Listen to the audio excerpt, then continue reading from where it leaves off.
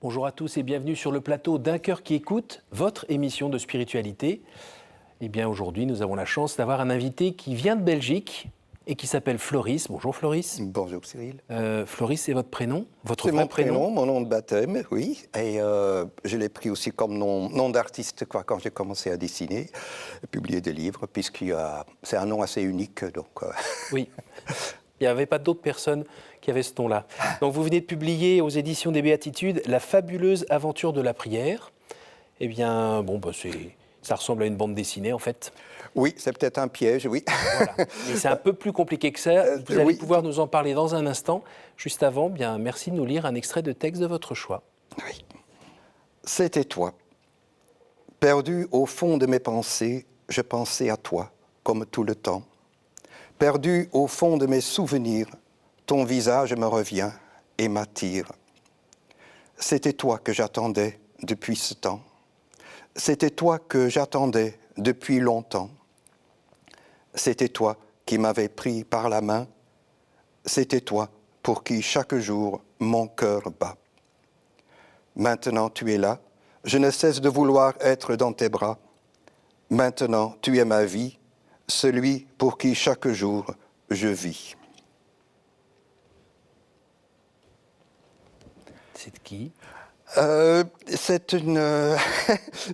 vient d'un recueil de textes offert par mon épouse, qu'elle a écrit pour moi il y a quelque temps, et dans des circonstances assez particulières dont on va peut-être parler. Et voilà, c'est écrit une grande amoureuse pour l'homme chanceux que je suis. Et donc je l'ai choisi évidemment aussi pour son étonnante simplicité, parce que j'aime bien les choses simples. Aussi parce que quand on lit ce texte ensemble, mon épouse et moi, c'est une façon évidemment de se reconnaître dans ces paroles, l'un et l'autre, de renouveler notre amour et notre émerveillement d'être ensemble depuis bientôt 34 ans. Mais aussi parce qu'en tant que chrétien, quand même, on a l'immense bonheur de reconnaître et de découvrir que l'amour, la source de tout amour, c'est quelqu'un. Donc le « c'était toi », il y a quelqu'un derrière, là, il y a un autre visage. Quand on dit « c'est toi que j'attendais depuis ce temps », oui, c'est celui qui est amour et qui est présent dans tout ce qui nous arrive, dans chaque événement, même même les plus douloureux, dans chaque rencontre, un peu comme les disciples d'Emmaüs qui disent tout d'un coup « Oh, c'est toi, on ne savait pas, on pensait que tout était fichu, tout est perdu. » Et voilà, on relit son histoire et on découvre « Alors si c'était toi, ce sera encore toi. » Demain aussi, et donc c'est une source d'une immense confiance sur laquelle on essaye de bâtir notre relation. Alors en découvrant ce texte, je pensais que ça correspondait aussi à une étape de votre vie où vous cherchiez Dieu. Oui. Et à un moment aussi, vous avez fini par le rencontrer. C'est vrai, même si je viens d'une famille assez catholique, même très pratiquante, traditionnelle, mais curieusement, on ne parle jamais de ça à la maison. Et pourtant, on ne pouvait pas rater une messe le dimanche. Alors, à part quelques moments de révolte ou de réaction comme jeune adolescent, oui. Je me considérais toujours comme un croyant, mais un croyant à distance, quoi. Un croyant qui ne s'implique pas trop, parce que quand même, il ne faut pas se faire avoir, quand même. Jusqu'au moment, l'année de mes 18 ans, où il y a vraiment un grand tournant, quelque chose qui m'est tombé dessus, d'une façon complètement inattendue. C'était la dernière année à l'école, donc, et on avait des cours de religion, comme partout en Belgique. Alors, donc, le prêtre, c'était un prêtre qui donnait des cours, nous passait un petit livre avec des témoignages, suite à le travail d'un pasteur américain à New York avec des toxicos, des loupards dans les bas-fonds de New York. Et c'était très impressionnant. En tout cas, moi, j'étais impressionné par leurs témoignages. Leur vie était complètement transformée par un certain Holy Spirit, comme dit. Alors, je te dis, mais enfin, c'est pas des vieilles histoires de la Bible dont on connaît, mais donc c'est maintenant, c'était les années 60, 70. Je dis, mais et si c'était vrai? Enfin, tout m'attaquant, ça m'a vraiment touché. Et à la fin de ce petit livre, c'était l'église évangélique, alors ils sont là, ils disent, mais toi aussi tu peux. Oui. Je dis, mais oui, hein? Moi je vais bien. Alors je le sentais comme un cri qui est sorti des profondeurs. Et peut-être pour la première fois, j'ai prié vraiment. J'ai prié, bien sûr, je connaissais les prières, mais comme un cri du cœur. À un moment donné, j'étais seul à la maison, au salon, je me souviens, je me tombais à genoux et je dis, comme selon la prière, que ben, mais si c'est vrai, alors s'il te plaît, montre-toi, si me fais quelque chose. Alors je dis, Père, au nom de Jésus, donne-nous ton esprit. Je ne savais pas très bien ce que ça voulait dire, mais j'étais là. Je ne m'attendais pas spécialement à quelque chose, mais à ce moment-là, Dieu, dans sa grande bonté, a voulu qu'il n'y ait pas de vision. C'était simplement une sorte de... Alors, c'était difficile à mettre des mots là-dessus. Plus tard, beaucoup plus tard, j'ai essayé dans mes livres.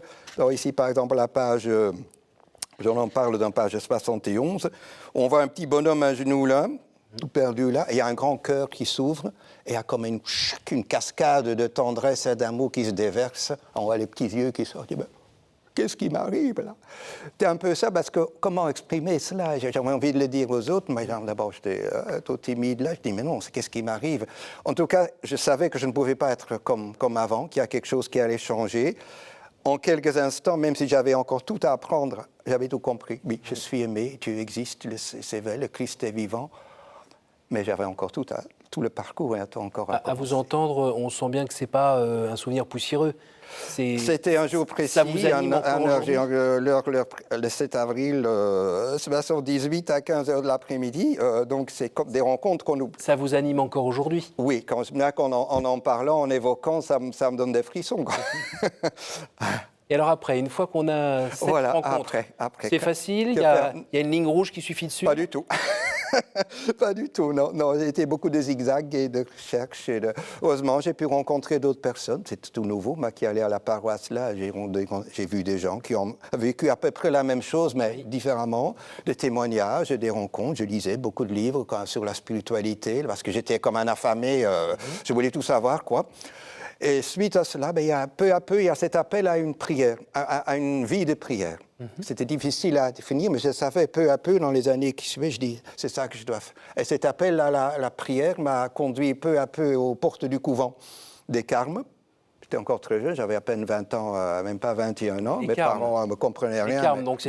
Des Carmes, oui. Mais une vie de prière, mais quand même apostolique, comme on disait. Ce n'était pas des moines cloîtrés, donc, parce que j'avais vraiment le souci, je sentais qu'il faut le dire aux autres. Il faut le transmettre d'une façon ou d'une autre. Mais d'abord, évidemment, le vivre, une vie de prière. Alors, oui, j'ai passé plusieurs années là-bas. Mais peu à peu, on se rendait compte que finalement, ce n'était pas si simple et que ce n'est pas parce qu'on appelle à la prière qu'on est forcément appelé à être moine ou religieux. Moi, je ne pouvais pas imaginer autre chose. Donc, il fallait encore beaucoup de temps. Je devais perdre encore beaucoup d'illusions avant de me dire, mais il y a peut-être autre chose. Le Seigneur m'a peut-être appelé ailleurs ou d'une autre forme de vie. Et donc, commencer le long chemin de communauté en communauté. Je faisais un peu la route ici et là. J'ai appris énormément. Je tenais un journal comme ça où j'ai vu vraiment la providence à l'œuvre.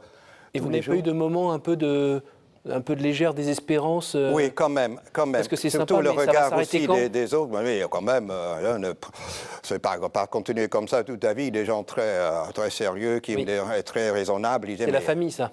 La famille, mais pas que la famille, des gens même dans l'église aussi. Et je comprends tout à fait qu'on dit, mais il ne va pas continuer comme ça. J'ai rêvé un petit peu de moine, artiste, pèlerin. Mais j'avais besoin de ce temps-là. Pour me former, et jusqu'au moment où je suis arrivé à l'école d'évangélisation Jeunesse Lumière. C'était vraiment l'année la plus importante de ma vie, en 86-87. Vraiment une année de charnière, une année de formation où les choses se mettaient un peu en place. Et avant aussi, j'avais rencontré déjà d'autres jeunes couples de famille, la première fois. Et je me suis dit, mais c'est possible il n'y a pas que les moines ou les religieux, avoir une vie de chrétien, de vie de chrétien engagé, de vie de prière, dans une vie toute simple, vie de famille, vie de travail. Déjà, ça m'a beaucoup interpellé. Et donc, c'est dans cette école d'évangélisation donc, que j'ai rencontré ma future épouse, qui a donc les mêmes expériences au niveau de formation. Elle aussi était très interpellée par les carmélites. Donc, on a fait quelque part, on a fait un petit cheminement chacun de son côté, mais un peu dans la même direction. Et voilà, donc c'était le signe que j'attendais. Et je dis, voilà, on s'est lancé. Et c'est le début d'une autre aventure. Donc, et puis, l'aventure avec 5 enfants. Avec 5 enfants, tout à fait, oui. Alors après, souvent la question qui se pose, c'est une fois qu'on a eu la chance de rencontrer le Christ et qu'on s'est dit qu'on allait le suivre, je parlais de ligne rouge tout à l'heure, bon, il y a eu quelques tribulations au départ, mais est-ce qu'après, ça a suivi son chemin tranquillement et... Je pense qu'on n'a jamais eu vraiment un chemin tranquille. Non, d'abord parce qu'on on pouvait pas, on a envie de s'engager. Déjà, on était très engagés dans la paroisse. On pensait même accueillir les pauvres, on voulait même accueillir un enfant handicapé, adopter un enfant. On avait des grands projets et jusqu'au moment, voilà, les enfants sont venus. Et donc, ce qui a quand même bousculé un peu, d'abord, la recherche de travail, c'était pas évident. Avec un CV, avec un trou quand même de plusieurs années, c'était pas évident. Vous saviez dessiner déjà? J'ai commencé à dessiner à cette époque-là, oui. Parce que le dessin a toujours été très présent dans ma vie. Vous racontez que quelqu'un vous a dit t'es sympa, mais tous ces bouquins, c'est compliqué là pour parler de Dieu. Oui. Dessine-le-moi que je puisse comprendre, quoi, parce que oui, alors j'ai été interpellé un jour par un jeune qui faisait la route un petit peu dans une communauté. Et il m'a vu dessiner comme ça. Je dis, mais tu sais dessiner Dieu, toi? Alors là, c'était une drôle de question. Dessiner Dieu, je dis, mais comment? Mais derrière sa question, je comprenais, mais apprends-moi des choses, parce que les bouquins, c'est trop compliqué, les enseignements, ils sentaient bien que ça... Parle-moi de Dieu en dessinant, c'est ça qu'il est. Et là, pour moi, c'était un déclic. Je dis, mais c'était peut-être je sentais vraiment comme un appel. Et c'est à partir de ce moment-là, j'ai commencé à dessiner forme d'enseignement, de témoignage. C'est pas le premier, hein? Non, c'est le 11e, celui-là. Donc, le premier, c'était en 89. Les 150 fruits de l'esprit. Après, j'ai créé tout des personnages. Je me souviens de Yaël. De Yaël, agent secret de la joie, donc qui se retrouve d'ailleurs c'était mon univers, en fait, des personnages. Donc, c'est tout un chemin. Et là, qu'est-ce que vous cherchez à nous dire dans ces pages? Alors, dans ces pages, d'abord, oui, donc ma passion pour la vie de prière, et surtout pour d'abord, il y a plusieurs lectures possibles, plusieurs niveaux, disons. On se demande toujours, mais pour quel âge? On pense que c'est dessin, donc c'est pour les tout petits. C'est vrai, les petits peuvent regarder les dessins à leur façon, quoique le texte est quand même un peu plus ardu. Oui. Donc il y a plusieurs niveaux possibles, pourquoi pas. Moi je dirais plutôt les jeunes ou les moins jeunes, ceux qui ont déjà un certain bagage, quoique donc je m'adresse à ceux qui ont cœur d'enfant, qui sont prêts à accueillir une parole sur leur chemin de vie de prière, même si on n'est pas encore très, très croyant ou très... Donc, c'est un genre littéraire assez particulier. Donc, à travers c'est une sorte d'enseignement. Chaque page, c'est une petite méditation, donc on peut le lire à la suite, mais ce n'est pas une aventure en entier. On peut se promener librement.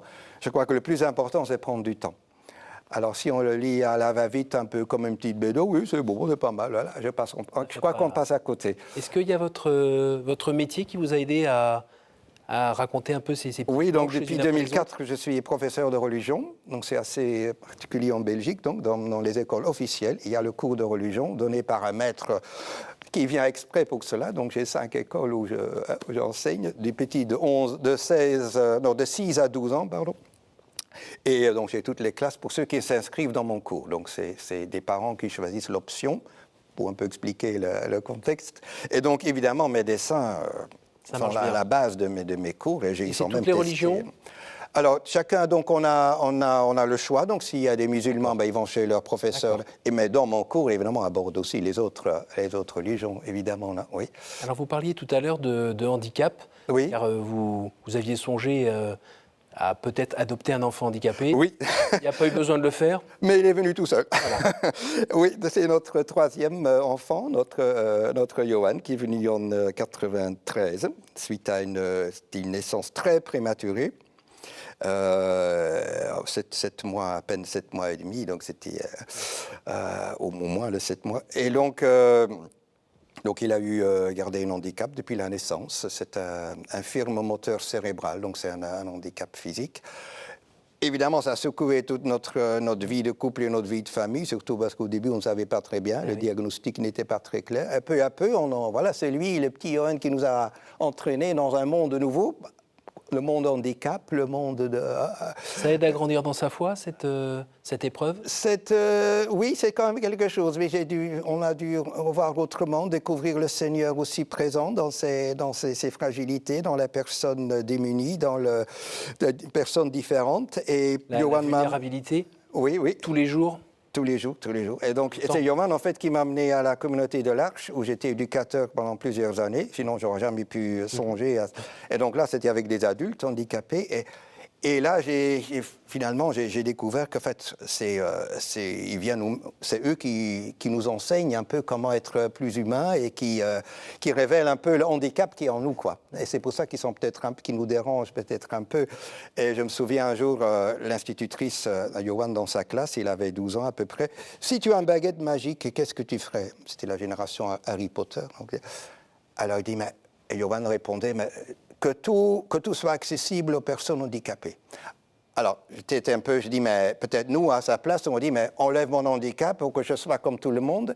En fait, il a complètement assumé, accepté. Ce qui dérangeait, en fait, c'était le regard, monde et cette société qui est un peu pas adaptée, quoi. Mais je trouve que c'était vraiment, ça m'a vraiment touché beaucoup, là. Alors, vous avez commencé cette rencontre par la lecture d'un beau texte écrit par votre épouse. Oui. Là, on vient de parler un peu de handicap. J'ai l'impression qu'on peut mélanger un petit peu les deux et oui, tout à fait. Donc ça aussi, c'était aujourd'hui complètement inattendu. Donc il y a 10 ans maintenant, en 2012, mon épouse a eu un AVC. Comme ça, d'une façon complètement... Elle était enseignante aussi à l'école et du jour au lendemain, elle a dû arrêter son travail. Elle a d'abord passé plusieurs jours dans le coma entre la vie et la mort. Et donc vraiment, d'abord j'avais l'impression de perdre mon épouse et de l'autre cas, il n'y a rien pour être comme avant. Mes enfants ont très mal vécu quand même au début. Je dis, mais maman, elle est où la maman comme avant? Où est-ce qu'elle était? Et donc c'était un long chemin de revalidation. Il a dû apprendre des petites choses simples tous les jours, de lire, écrire, de s'habiller, de sortir toute seule, de traverser une rue, Elle a dû réapprendre tout ça. Et donc... et vous, de votre côté, comment vous faisiez pour pas... alors, donc, il y a tous les deux, on a la fibre artistique. Alors, donc, pour mon épouse, c'était important d'écrire et de faire un peu de peinture. Alors, moi, j'ai commencé ce livre-là, à ce moment-là. J'avais besoin d'écrire et de me revoir un peu, de me recentrer sur l'essentiel. Et finalement, ce qu'on a vraiment retenu de cette période-là, qui n'est pas finie comme maintenant, de cette maladie, que ça nous a vraiment aidé à retrouver l'essentiel, parce que quand on est plongé dans une vie, le tourbillon d'une vie professionnelle, une vie de famille, même avec une vie de prière, on risque parfois de perdre le fil un petit peu. Et dans ces cas-là, on ne se demande pas où est Dieu? Qu'est-ce qu'il Oui, tout à fait. On a des moments où on dit, mais parce que je parle beaucoup ici de confiance, de louange, de bénédiction, mais ça va pas. La prière est un chemin de croissance, comme je dis souvent. Il passe à travers des cris et des larmes. Je pense qu'il faut voir là, ça fait partie du chemin. Mais c'est toujours à partir de ce moment-là, quand on pense qu'on touche le fond, on ne comprend plus rien. On se jette dans les... En tout cas, c'est ce que j'ai appris à faire, même au milieu de l'épreuve, continuer à dire, mon Dieu, je t'aime, je ne comprends plus rien, mais je te fais confiance. Et alors ceux qui disent que c'est de la méthode Coué, de l'autosuggestion... Oui, moi je le dis aussi, c'est pas aujourd'hui, il fait noir, croire qu'il y a la lumière dans une pièce noire, c'est pas ça, c'est ouvrir les fenêtres, moi je dis, et laisser entrer la lumière. Mais ceux qui ont le droit de dire ce qu'ils veulent, en tout cas, c'est comme ça, pas comme ça que je le vis. C'est vraiment se tourner vers un autre et de dire, mais tu es là présent, je comprends rien, mais et peu à peu voir que à travers tout ce chemin, le Seigneur est vraiment là. C'est pas qu'un peu dans nos têtes ça se passe ou il a vraiment montré avec des signes qu'on a retrouvé une paix plus profonde qu'on ne connaissait pas avant, qu'on a appris à s'aimer autrement et plus profondément. Là, je peux le dire en toute simplicité aussi. On prend plus de temps pour nous deux, de temps en temps, une petite escapade de quelques jours qu'on n'avait pas le temps pour ça. Plus de douceur? Pardon? Plus de douceur? Aussi. Patience? Tout à fait, patience et de plus d'écoute, plus d'essayer de comprendre l'autre, à vivre au rythme de l'autre. Oui, tout à fait, oui. Et si on regarde le Floris que nous avons devant nous aujourd'hui, et celui qui, à 18 ans, a eu cette chance de se savoir aimer oui. par son créateur, qu'est-ce qu'il y a de différent? De différent. Des différences, c'est que voilà, j'ai vécu pas mal de choses. Il y avait une certaine naïveté que j'ai toujours, mais bon, peut-être, oui, mais évidemment, à travers les expériences et les rencontres, on est quand même un petit peu formé, mais c'est toujours le même Floris, oui, c'est toujours le même Floris. Mais avec plus précisément dans la relation à Dieu, à Jésus? Il s'est approfondi aussi. Peut-être plus simplifié aussi, de nouveau, le mot simplicité. J'aime par exemple simplement, j'ai découvert de nouveau le chapelet, le rosaire, avec mon épouse, on prend le temps pour prier. Tout ça, que j'avais même pas, j'arrivais même jamais à prier le chapelet il y a 10 ans, j'arrivais pas maintenant. c'est devenu une prière. C'est tellement. Donc ça aussi, c'est un des fruits de ce cheminement-là. On voit à l'envers du livre, il est membre de la famille du Carmel de Marie Vierge Missionnaire. De quoi s'agit-il? C'est une nouvelle fondation, une nouvelle branche du Carmel, en fait, qui existe maintenant depuis 20 ans, qui se trouve près de Montélimar. C'est une petite communauté de frères et sœurs, mais aussi avec des couples et des familles qui gravitent autour. Et nous, on fait partie de cette branche, on appelle ça Sarepta, donc la branche des laïcs. On se voit une fois par an, parce que c'est assez loin quand même de Bruxelles. Mais on vit en communion, et pour nous, qu'est-ce que ça change? Apparemment rien, mais de savoir qu'on fait partie d'une communion, d'une famille, et aussi une certaine consécration, parce qu'on a fait un engagement. Et un jour, on a fait notre engagement il y a 2 ans, le prêtre a dit, au nom de l'Église, « Sois prière au cœur du monde ». Ce que je faisais déjà avant, ou que j'essaye de faire avant, mais cette fois-ci, je me sentais mandaté donc, de l'Église. Et soutenu par la prière des et soutenu des frères et sœurs avec qui on garde vraiment. Et donc ça change quand même beaucoup, oui. Et pour la transmission auprès des enfants, ça se fait facilement quand c'est son métier à l'école? Facilement, non, jamais facilement, mais il y a quand même, puisqu'ils ont quand même choisi de devenir, en tout cas les parents, donc il y a une certaine attente. Et oui, ça peut, parfois il y a vraiment une grande je vais donner un exemple que je prends dans ce livre-là, parce qu'eux aussi, ils m'apprennent des choses. J'ai le titre de maître de religion, mais les enfants sont nos maîtres aussi, en tout cas dans ma classe. Il y a petite Gabriella, un jour, il commence à dessiner sur le tableau, ils aiment ça, à l'ancienne, avec un morceau de craie. Il dessine un grand Jésus, la croix. Je dis, c'est très bien, mais pourquoi les bras, tu ne trouves pas qu'ils sont un peu... Alors elle m'a regardé, mais monsieur, c'est normal, il faut bien qu'il y ait de la place pour tout le monde. Voilà. Alors là, cette parole-là, je dis, mais où est-ce qu'il a trouvé ça? C'est de la théologie, la spiritualité profonde. Alors, avec son aimable autorisation, j'ai repris le dessin dans mon livre. Et après la transmission pour vos propres enfants? Oui, ça, c'est pas évident non plus. Évidemment, ils ont fait le parcours des catéchèses là. Mais voilà, je crois que chacun se situe un peu à sa façon. En tout cas, ils ont tous demandé un exemplaire, alors je vais donner à chacun. Donc ils continuent leur chemin, mais je pense qu'ils sont très, très spirituels à leur façon. Et pour les parents qui nous écoutent, c'est aussi la prière qui permet peut-être que ça puisse grandir? Je pense qu'on a sans arrêt... On n'est pas complètement responsable de la foi de ses enfants? Non, on essaye de faire. Je pense que j'ai dit aux parents, je dis même aux enfants, est-ce qu'ils sont, il ne faut surtout pas se culpabiliser parce qu'on n'a pas fait bien notre travail. On continue, on essaye de donner ce qui est le meilleur, ce qu'on pense qui est le meilleur à notre façon, parfois très maladroitement, et après, l'enfant continue son chemin, et ça aussi, c'est un chemin de confiance, en fait. Ah oui, et puis ce qu'on peut faire, c'est prier pour eux. Tout à fait. On arrive déjà à la fin de cette émission, le temps de jouer avec ces cartes. Alors, je vais prendre une. Oui. Voilà. En dehors de la Sainte Famille, quel est le personnage biblique qui vous touche le plus en ce moment? Le personnage biblique. Alors, je dirais Saint Jean, que je découvre un petit peu plus dans son évangile, dans son approche. Saint Jean près de la croix, à qui Jésus, voici ton fils, voici ta mère, qui est là contre le cœur de Jésus au moment de... Oui, il m'interpelle beaucoup dans ma vie de prière. Oui.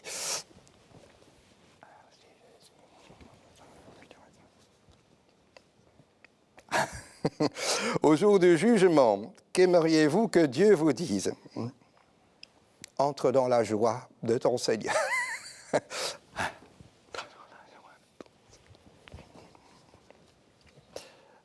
Quelle est la dernière fois où vous avez reconnu l'action du Christ dans votre vie? Moi, je dirais ce matin, comme mon épouse a dit, appelle-moi ce soir, c'est bête, mais non, c'est simplement dire, voilà, pour moi c'est un signe, et ça continue tous les jours.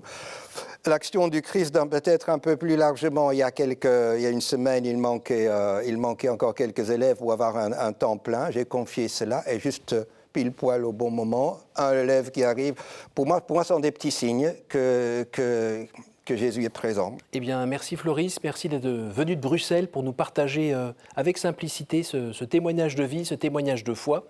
Je rappelle le titre de votre livre, « La fabuleuse aventure de la prière » aux éditions des Béatitudes. Merci à vous tous pour votre fidélité. Vous pouvez évidemment retrouver ce programme sur notre site www.ktotv.com. Et puis moi, je vous donne rendez-vous la semaine prochaine. À bientôt.